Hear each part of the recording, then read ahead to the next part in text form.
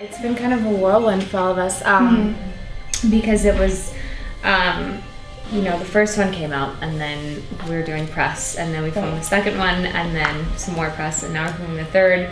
Or we just wrapped the third and we're doing press for the second. So yeah, we're like basically in this Twilight bubble right now. But it's really fun and it's kind of nice. I mean, we're all kind of like a family and we all get along and so we all get to travel with each other and so it's fun. Our fans are amazing, so it took a lot of weight off our shoulders knowing how much support they gave for the first one. So going into the second one, I think we all had quite a good outlook on our characters. I mean, we did backstories and we made the characters our own in a way. So it's great to elaborate on those characters for the second one and then the third one and making them more full and bring them more to life. I think there was a lot of pressure on the first one, just because, you know, they could either love or hate us. By the second one, they kind of embraced us, and there's a lot of support. And I mean, with any character, really, you want to portray it the best that you can, especially if it's a real person or something in a book. Yeah. So we definitely, I think, you know, want to make the fans happy and are trying to keep it as close to the book.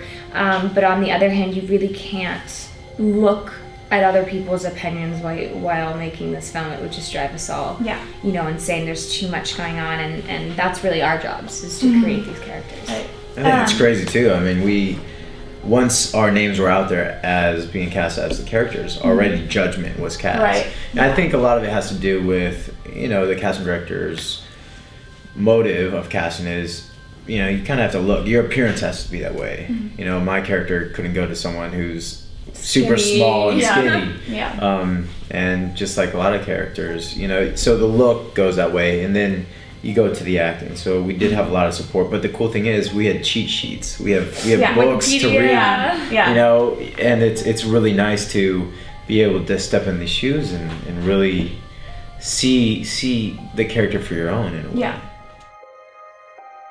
I wish we stayed old-fashioned. I feel like marriages aren't lasting and divorce rates are so high. It's like it just becomes more and more a joke, relationships. So I really wish it did go back to the, you know, Southern to having to court someone and for it to be mental rather than physical.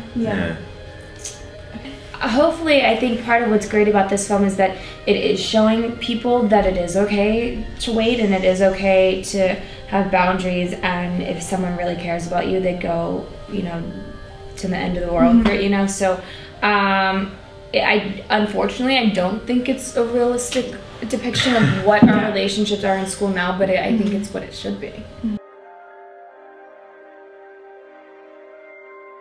I started out Team Edward after seeing New Moon, and I think if anyone else played the part, I wouldn't have shifted to Team Jacob, but Taylor Lautner did such a phenomenal job in the second one. You can't take your eyes off him. I mean, and he had a lot to live up to because the chemistry between Edward and Bella is, you know, something everyone's striving for and sets high expectations, and the chemistry between Jacob and Bella is different, but it's just as intriguing to watch. And so I think there's going to be a shift from Team Edward to Team Jacob after they see New Moon.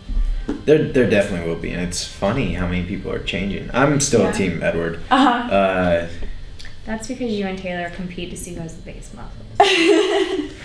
Yeah, he's trying too hard. But no, I definitely think when Eclipse comes out, it's going to be interesting to see where it's going to be. You know, I think it will be back to 50-50. So your character's a huge fashionista, Alice, within the saga. If you could steal one item of clothing from her wardrobe in New Moon, what would it be? I already stole the Ray-Bans, actually. Took those with me. There was this really great Michael Kors coat that I wore when I was in Italy that I wanted, and it's just so crazy that I didn't end up getting it. But. You know what? I view vehicles as clothing, so I'd steal my Jeep.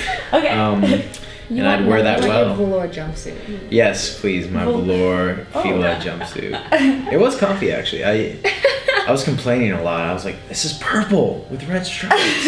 It's velour. And Catherine was like, it's going to look great on camera. I was like, you looked good. You looked good, bro.